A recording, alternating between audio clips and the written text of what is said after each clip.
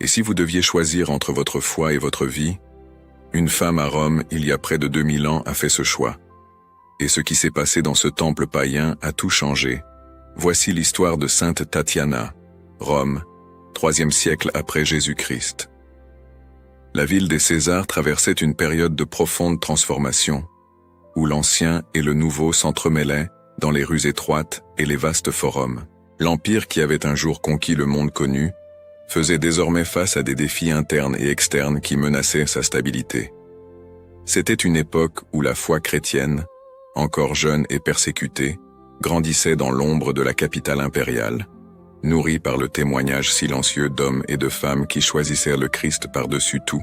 L'empereur sévère Alexandre occupait le trône, un souverain qui, contrairement à ses prédécesseurs plus cruels, maintenait une certaine tolérance religieuse, bien que les fonctionnaires locaux et la population païenne fassent souvent preuve d'hostilité envers les disciples du Nazaréen.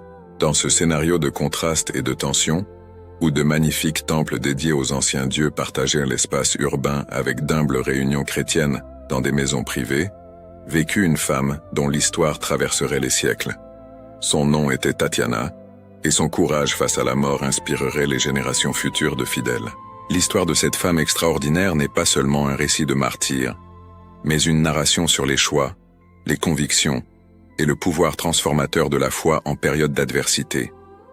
C'est aussi un témoignage de la force féminine, à une époque où les femmes occupaient rarement des positions de premier plan, et de la capacité humaine à trouver la lumière même dans les heures les plus sombres.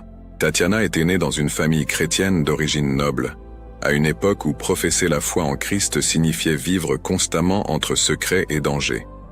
Son père, homme de haute position dans la société romaine, avait embrassé le christianisme avec une profonde conviction, éduquant ses enfants aux enseignements de Jésus dès le plus jeune âge. La maison où Tatiana grandit était un refuge où la parole de Dieu était lue et méditée, où les histoires des apôtres étaient racontées avec révérence, et où la communauté chrétienne se réunissait discrètement pour rompre le pain et prier.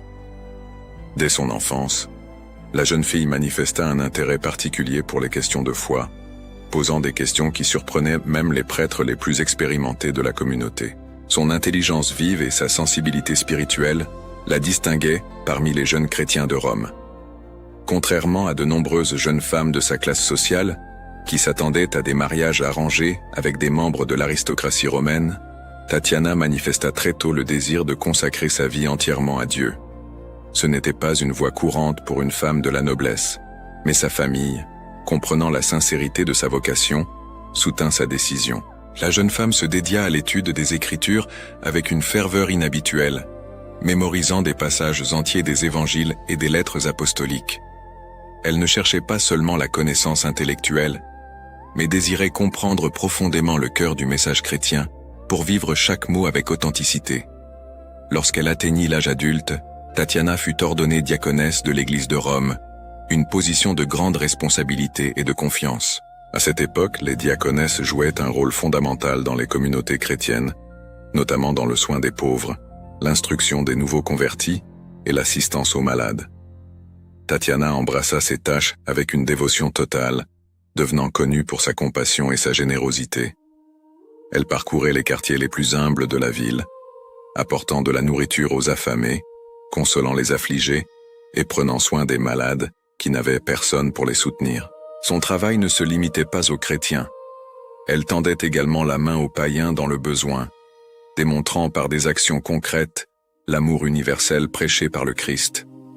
La jeune diaconesse devint une figure respectée et aimée dans la communauté chrétienne romaine.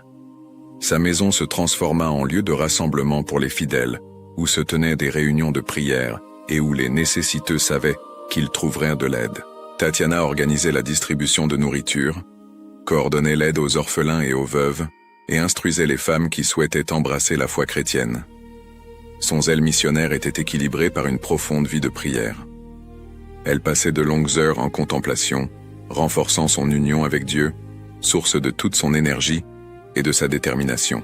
Les chrétiens qui la connaissaient percevaient en elle une sérénité et une joie qui transcendaient les circonstances extérieures. Une paix intérieure qui semblait inébranlable. Cependant, La tranquillité relative dont jouissait la communauté chrétienne sous le règne de Sévère Alexandre ne durerait pas éternellement. Bien que l'empereur lui-même ne promeuve pas de persécution systématique, l'hostilité contre les chrétiens bouillonnait sous la surface de la société romaine. Les prêtres des temples païens voyaient avec alarme la croissance de la nouvelle religion, qui menaçait leurs privilèges et leur influence. Les commerçants et les artisans liés au culte traditionnel craignaient de perdre leurs affaires. Les fonctionnaires locaux, zélés pour l'ancienne religion romaine, cherchaient des occasions d'agir contre les disciples du Christ. Ce n'était qu'une question de temps avant que la tempête ne s'abatte sur les chrétiens de Rome. Le moment critique arriva lors d'une des festivités dédiées à Apollon, l'un des principaux dieux du panthéon romain. Les autorités ordonnèrent à tous les citoyens de participer aux sacrifices et aux cérémonies publiques, en signe de loyauté envers l'Empire et les traditions ancestrales. Pour les chrétiens, participer à de tels rituels signifiait renier leur foi, car cela impliquait de reconnaître la divinité des idoles païennes. Tatiana, en tant que dirigeante respectée de la communauté chrétienne, devint une cible spéciale des autorités. Son refus de prendre part aux célébrations païennes ne pouvait être ignoré ou toléré, car son exemple influençait beaucoup d'autres. L'arrestation de Tatiana eut lieu de manière soudaine. Des soldats arrivèrent chez elle pendant la nuit, la conduisant au tribunal où elle serait interrogée. La diaconesse savait que ce moment arriverait un jour, et s'était préparée spirituellement à l'affronter. Alors qu'elle était emmenée à travers les rues sombres de Rome, son cœur restait tranquille, soutenu par la certitude que Dieu était avec elle. Au tribunal, devant le magistrat chargé de l'application des lois religieuses, Tatiana reçut l'ordre de renoncer à sa foi et d'offrir des sacrifices aux dieux romains. L'officier lui offrit l'opportunité de sauver sa vie par un geste simple. Il suffisait de brûler de l'encens devant la statue d'Apollon. La réponse de Tatiana fut claire et ferme. Elle déclara qu'elle n'adorait que le Dieu unique et véritable, créateur du ciel et de la terre, et qu'elle ne pouvait reconnaître comme divinité ce qui était l'œuvre des mains humaines. Ces paroles n'étaient pas prononcées avec arrogance ou mépris, mais avec une conviction sereine. Elle n'attaquait pas ceux qui pensaient différemment, mais affirmait simplement sa propre croyance inébranlable. Le magistrat, surpris par le courage de cette femme face à la menace de mort, tenta de la persuader par des arguments rationnels. Il souligna les avantages qu'elle pourrait continuer à jouir si elle coopérait, la position sociale qu'elle conserverait, la vie confortable qu'elle préserverait. Tatiana répondit qu'aucune richesse terrestre ne pouvait être comparée au trésor céleste, et que la vie éternelle valait infiniment plus que les quelques années qu'elle pourrait encore vivre sur terre. Frustré par la fermeté de la prisonnière, le magistrat ordonna qu'elle soit emmenée au temple d'Apollon et forcée de participer au sacrifice. Des soldats conduisirent Tatiana jusqu'au grand édifice, avec ses colonnes imposantes et ses statues élaborées. Le temple était rempli d'adorateurs, l'atmosphère chargée de la fumée des sacrifices et du son des chants rituels. Tatiana fut amenée devant l'autel, où l'on s'attendait à ce qu'elle brûle de l'encens et reconnaisse la divinité d'Apollon. Mais la diaconesse, au lieu d'obéir, se prosterna en prière, invoquant le nom de Jésus-Christ. Selon les récits anciens, à cet instant, un tremblement secoua la structure du temple, et la statue du dieu tomba et se brisa. L'événement provoqua la panique parmi les présents, et beaucoup s'enfuirent, terrifiés du lieu. Cet événement extraordinaire, interprété par les chrétiens comme une intervention divine, ne fit qu'intensifier la fureur des adversaires de la foi. Au lieu de reconnaître la possibilité que les dieux romains ne possèdent aucun pouvoir réel, les prêtres païens attribuèrent l'incident à la sorcellerie de Tatiana. L'accusation de magie était grave et pouvait entraîner des punitions sévères. La diaconesse fut ramenée en prison, où elle ferait face à des interrogatoires plus intenses. Pendant les jours qui suivirent, les autorités tentèrent divers moyens pour briser sa résistance. Elle fut privée de nourriture et d'eau, maintenue dans des conditions précaires, soumise à des pressions psychologiques. Des compagnons de cellule, dont certains avaient peut-être été placés là intentionnellement, tentaient de la persuader de céder, arguant qu'un petit geste formel ne compromettrait pas sa foi intérieure. Mais Tatiana restait ferme. Elle savait que le martyre n'était pas seulement une question de souffrance physique, mais de témoigner de la vérité du Christ à travers sa propre vie. Durant son emprisonnement, elle continua de prier et même d'évangéliser d'autres prisonniers, dont certains se convertirent au christianisme en témoignant de son courage et de sa paix intérieure. La nouvelle de son arrestation et de sa résistance se répandit dans la communauté chrétienne de Rome, renforçant la foi de nombreux fidèles qui vacillaient face aux pressions pour abandonner le Christ. Tatiana devenait même emprisonnée une source d'inspiration et d'encouragement pour ses frères dans la foi. Les gardes chargés de surveiller Tatiana furent particulièrement touchés par son témoignage. Habitués à traiter avec des criminels endurcis ou des prisonniers politiques aigris, ils étaient surpris par la sérénité de cette femme qui faisait face à une mort imminente sans désespoir ni rancune. Certains gardes commencèrent à poser des questions sur sa foi, intrigués par la source de sa force extraordinaire. Tatiana répondait avec patience et affection, expliquant les fondements du christianisme et l'amour de Dieu pour toute l'humanité. Son influence sur les gardes parvint à la connaissance des autorités, qui s'alarmèrent de la possibilité que même des soldats romains puissent être séduits par la nouvelle religion. Le jour arriva finalement où le magistrat décida que Tatiana devait être exécutée. Elle avait constamment refusé de renoncer à sa foi, et son exemple commençait à causer des problèmes aux autorités. La sentence fut annoncée publiquement, un avertissement aux autres chrétiens sur les conséquences de la désobéissance aux ordres impériaux. Tatiana accueillit la nouvelle de sa condamnation avec tranquillité, et même avec joie, car elle voyait en ce moment l'opportunité de s'unir complètement au Christ par le sacrifice suprême. Dans la tradition chrétienne, le martyre n'était pas perçu comme une tragédie, mais comme une victoire spirituelle, comme une participation au mystère de la croix et de la résurrection de Jésus. Le matin de son exécution, Tatiana fut conduite sur le lieu où la sentence serait exécutée. C'était le 12 janvier, date que l'Église choisirait plus tard pour célébrer sa mémoire. La diaconesse marchait avec dignité, son visage serein reflétant une paix intérieure qui déconcertait même ses bourreaux. Les chrétiens qui avaient appris l'exécution imminente se rassemblèrent discrètement aux alentours, souhaitant être présents au moment final de leur sœur bien-aimée, même à distance. Tatiana les vit et leur adressa un regard d'encouragement, comme si c'était elle qui les consolait plutôt que l'inverse. Ces derniers instants furent marqués par une prière fervente, recommandant son âme à Dieu et intercédant pour ceux qui la condamnaient. Le martyre de Tatiana s'acheva en cette matinée d'hiver à Rome. Elle affronta la mort avec le même courage qui avait caractérisé toute sa vie chrétienne, restant fidèle jusqu'au bout. Son corps fut recueilli par des membres de la communauté chrétienne qui l'ensevelirent avec révérence, célébrant non pas une vie perdue, mais une victoire remportée. La nouvelle de sa mort se répandit rapidement parmi les chrétiens de Rome et d'ailleurs, et son exemple fortifia d'innombrables fidèles qui traversaient leurs propres épreuves. Tatiana était devenue plus qu'un souvenir.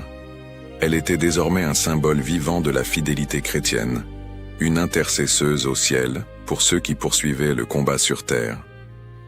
L'héritage de Sainte Tatiana a traversé les siècles, perpétué par la tradition orale et les textes hagiographiques qui ont préservé son histoire. Dans l'Église orthodoxe, elle est particulièrement vénérée, considérée comme la patronne des étudiants, un honneur qui reflète son dévouement à l'étude des Écritures et à l'éducation dans la foi. Des églises et des chapelles ont été dédiées à sa mémoire dans diverses parties du monde chrétien, des lieux où les fidèles viennent chercher inspiration et intercession. L'histoire de son courage face aux martyrs a servi d'encouragement aux chrétiens durant toutes les époques de persécution qui ont suivi, leur rappelant que la fidélité au Christ vaut plus que la vie elle-même. Il existe des mystères et des curiosités fascinantes liées à Sainte Tatiana. Une ancienne tradition affirme que, pendant son martyre, ceux qui ont été témoins de sa mort ont vu son visage briller d'une lumière surnaturelle et que ses dernières paroles furent de pardon pour ses bourreaux. On raconte aussi que certains des gardes qui la surveillaient pendant son emprisonnement se sont convertis au christianisme après sa mort, impressionnés par la manière dont elle a affronté la souffrance. Ces histoires, bien qu'impossibles à vérifier historiquement avec une certitude absolue, reflètent l'impact profond que Tatiana a eu sur ses contemporains. Une autre tradition intéressante relie Sainte Tatiana à la fondation de communautés diaconales féminines à Rome, suggérant qu'elle n'a pas seulement servi comme diaconesse, mais qu'elle a aidé à organiser et à structurer ce ministère dans l'Église primitive. Bien que les détails historiques soient de rares, il est certain que les diaconesses ont joué un rôle crucial dans le développement du christianisme primitif, notamment en ce qui concerne l'évangélisation des femmes et le soin des nécessiteux. Tatiana représente cette tradition de service féminin dans l'Église, rappelant que dès les premiers temps, les femmes ont été des protagonistes importantes dans l'expansion et la consolidation de la foi chrétienne. La dévotion à Sainte Tatiana est également associée à divers récits de miracles et d'intercessions tout au long de l'histoire. Les fidèles qui ont invoqué son aide dans les moments difficiles ont rapporté des expériences de protection, de guérison et de renforcement spirituel. Les étudiants recourent particulièrement à son intercession, cherchant la sagesse et la persévérance dans leurs études, inspirés par l'exemple de son dévouement à la connaissance des vérités de la foi. Ces traditions de dévotion populaire maintiennent vivante la mémoire de Tatiana dans les communautés chrétiennes contemporaines, reliant les fidèles d'aujourd'hui à cette femme courageuse qui vécut il y a près de 2000 ans. La vie de Sainte Tatiana nous enseigne des leçons profondes sur le courage moral, la fidélité aux principes et la force que l'on peut trouver dans la foi authentique. Elle n'a pas cherché le martyre en soi, mais elle ne l'a pas fui non plus lorsque le choix s'est présenté entre renier le Christ ou perdre la vie. Son histoire nous met au défi d'examiner nos propres convictions et de nous demander pour quelles valeurs nous serions prêts à tout sacrifier. Dans un monde qui valorise souvent le confort et la sécurité par-dessus tout, l'exemple de Tatiana nous rappelle qu'il existe des réalités plus importantes que la préservation de la vie physique. Le témoignage de cette diaconesse martyre nous parle également du rôle des femmes dans l'Église et dans la société. À une époque où les femmes avaient peu d'occasions de leadership ou d'expression publique, Tatiana se distingua par son intelligence, son courage et son dévouement au service des autres. Elle n'a pas permis que les limitations culturelles de son temps entravent son engagement envers Dieu et la communauté. Son exemple a inspiré des générations de femmes chrétiennes à rechercher des rôles actifs dans la vie de l'Église, que ce soit par le service caritatif, l'éducation, l'évangélisation ou la vie contemplative. La mémoire de Sainte Tatiana reste vivante non seulement dans les textes anciens ou les traditions liturgiques, mais dans le cœur de tous ceux qui cherchent à vivre leur foi avec intégrité et courage. Elle nous enseigne que la véritable force ne vient pas de l'agressivité ou de l'imposition, mais de la conviction sereine et de la disposition à vivre en cohérence avec ce que nous croyons. Son histoire nous invite à réfléchir sur le sens du témoignage chrétien à notre époque, en nous demandant comment nous pouvons être fidèles au Christ dans nos circonstances particulières, même lorsque cela implique renoncement ou souffrance. Aujourd'hui, lorsque nous célébrons la mémoire de Sainte Tatiana, nous ne faisons pas que nous souvenir d'événements du passé lointain, mais nous renouvelons notre engagement envers les valeurs qu'elle a défendues. Sa vie nous rappelle que la foi chrétienne n'est pas une simple théorie ou un sentiment vague, mais une réalité qui transforme des vies et permet à des gens ordinaires d'accomplir des actes extraordinaires d'amour et de courage. L'exemple de cette diaconesse romaine du IIIe siècle reste pertinent pour les chrétiens du XXIe siècle, nous inspirant à vivre notre foi avec authenticité, à servir les nécessiteux avec générosité et à rester fidèles au Christ en toutes circonstances de la vie. Sainte Tatiana de Rome demeure un phare lumineux, nous guidant à travers les tempêtes de notre propre temps vers le port sûr de l'amour divin. Prière. Ô glorieuse Sainte Tatiana, diaconesse fidèle et martyre courageuse du Christ, qui au IIIe siècle a donné ta vie en témoignage de la vraie foi, intercède pour nous auprès du trône de Dieu. Toi qui as servi les pauvres et les nécessiteux avec un amour inlassable, enseigne-nous la charité véritable et le détachement des choses matérielles. Toi qui es resté ferme face aux menaces et aux tortures, fortifie notre foi dans les moments d'épreuve et de difficulté. Sainte Tatiana, patronne des étudiants, illumine notre esprit de la sagesse divine et aide-nous à chercher la connaissance qui mène à la vérité éternelle. Accorde-nous la grâce d'être fidèles au Christ en toutes circonstances de la vie, même lorsque cela exige des sacrifices et des renoncements. Que ton exemple de courage, de pureté et de dévouement à Dieu inspire nos cœurs à vivre avec une authenticité chrétienne. Obtiens-nous du Seigneur les grâces dont nous avons besoin, en particulier la persévérance dans la foi, la force dans les moments de faiblesse et la confiance inébranlable dans la providence divine. Puissions-nous, comme toi, témoigner du Christ par nos paroles et nos actions, servant notre prochain avec générosité et amour. Sainte Tatiana, priez pour nous et pour tous ceux qui cherchent à vivre selon les enseignements de Jésus. Amen. L'histoire de Sainte Tatiana nous enseigne que la vraie foi reste ferme, même face aux plus grandes adversités. Son courage continue d'inspirer les chrétiens du monde entier. Si cette histoire a touché votre cœur, abonnez-vous à la chaîne Histoire Sacrée, la vie des saints, laissez votre j'aime et partagez avec vos amis et votre famille. Et vous, auriez-vous le courage de défendre votre foi comme l'a fait Sainte Tatiana? Laissez votre réflexion dans les commentaires. N'oubliez pas de regarder la prochaine vidéo choisie spécialement pour vous.